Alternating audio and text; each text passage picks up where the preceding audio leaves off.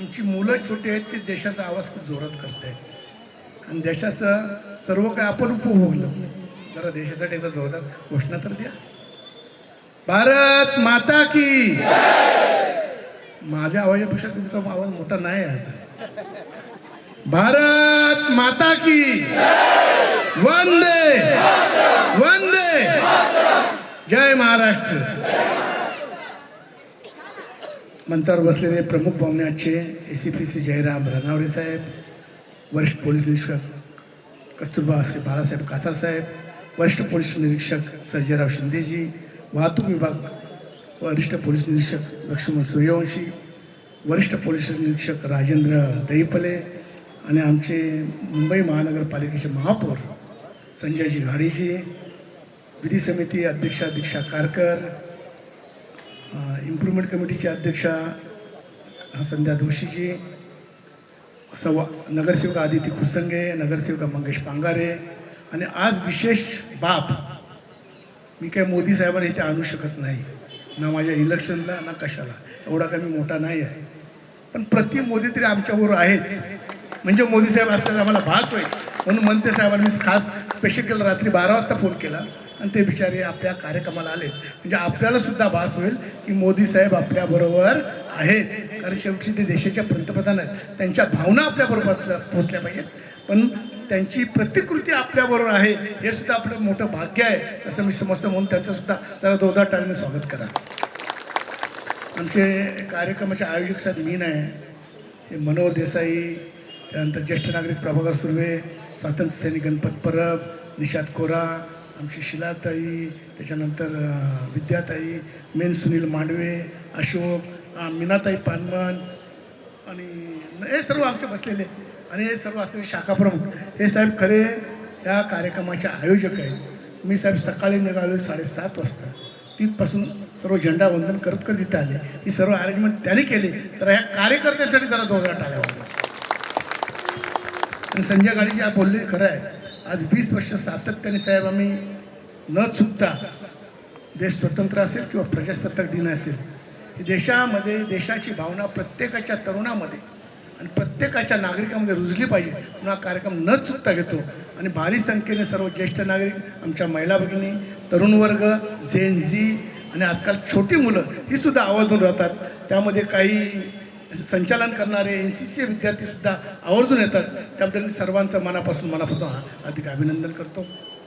आता संजयजी बोलली, आमची दीक्षाजी बोलली, साहेब पण बोलले, साहेब झेनझीवर बोलले. त्यांनी काय केलं पाहिजे ते पण त्यांनी सांगितलं. मी एवढंच या झेनझीला सांगू शकतो, माझ्या मागाठाण्याच्या, की बाबांनो आपण एकच संकल्प आता घेतला पाहिजे.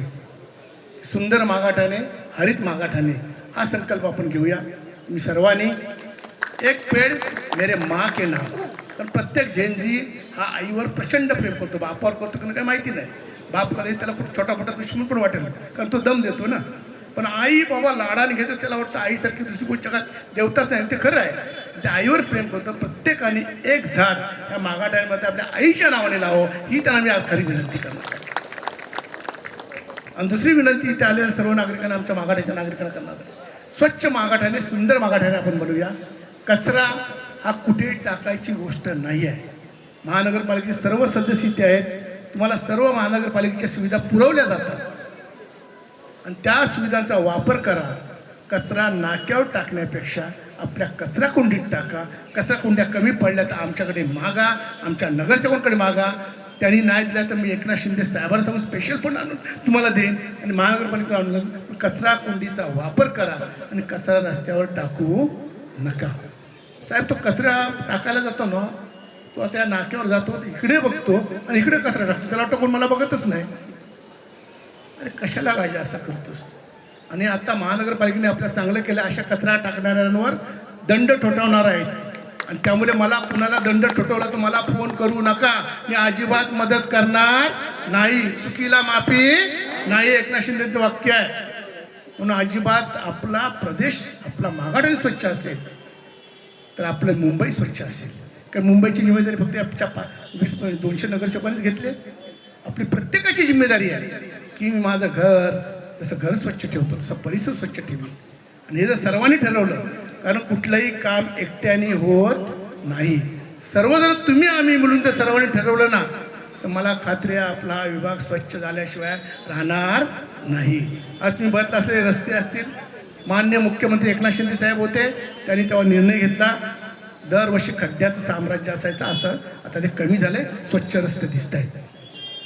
ह्याला जसं तुम्ही सहयोग केला, मला माहिती आहे तेव्हा खूप त्रास झाला, तसा आता सुरक्षित मागाठाने बघायला हे लोक आहेत, हे त्यांची जिम्मेदारीचं काम करतायत. पण आपलं सुद्धा काम आहे पोलिसांना सहकार्य करायचं. साहेब, मी कालच आमची बैठक माननीय मंगेश पांगारेंनी वाडामध्ये लावली, ते सर्व अधिकाऱ्यांना बोलवलं होतं, पोलीस अधिकाऱ्यांना सुद्धा बोलवलं होतं. तर मी DCP साहेबांना सांगितलं, कारण माझ्या मतदारसंघामध्ये 2 ठिकाणी 2 दिवसापूर्वी कार्यकर्त्यांवर, चांगले कार्यकर्ते विचारले, जे दिवस रात्र मेहनत करणारे, मीडिया चालवणारे, ते फेसबुक व्हॉट्सअप चालवतात ना, सोशल मीडिया, ते आमचे प्रमुख लोक, त्या दोघांवर हल्ला झाला. तो लतीश आमचा एक चांगला कार्यकर्ता, त्याच्यावर हल्ला झाला, प्राणघातक हल्ला झाला, त्याचा मोबाईल चोरण्याच्या येतात. हे जे आपल्या इथे आमच्या मागाठ्यामध्ये चालते, त्याबद्दल काल मी सन्माननीय DCP साहेबांशी बोललो, राजमहेश साहेबांशी. तुले प्रकाश 1 महिन्याचा मला टाईम दे, मी समून उठून टाकणार आहे, आणि त्याच्यासाठी आपल्याला सर्वांना पोलिसांना मदत करायची आहे. हे ड्रगिस्ट आहेत ना साहेब, मी आता चांगलं बोलला की आपल्या आईवडिलांनी जरा मुलांवर लक्ष द्या. आपण सर्व पैशाच्या मागे लागलेलो आहोत, पण मुलांना पैसे कमवून देण्यापेक्षा संस्कार चांगले द्या.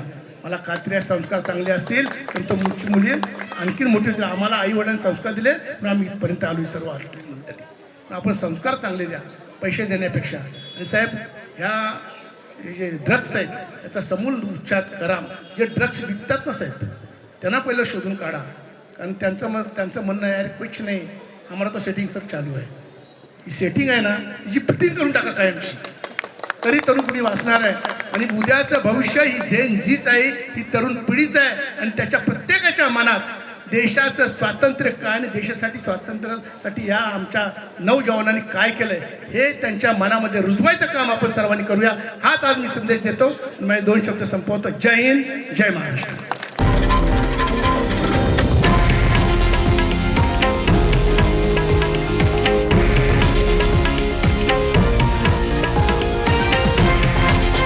हे आहे देशातील नंबर 1 न्यूज नेटवर्क आणि आपण पाहत आहात TV9 मराठी, एकमेव.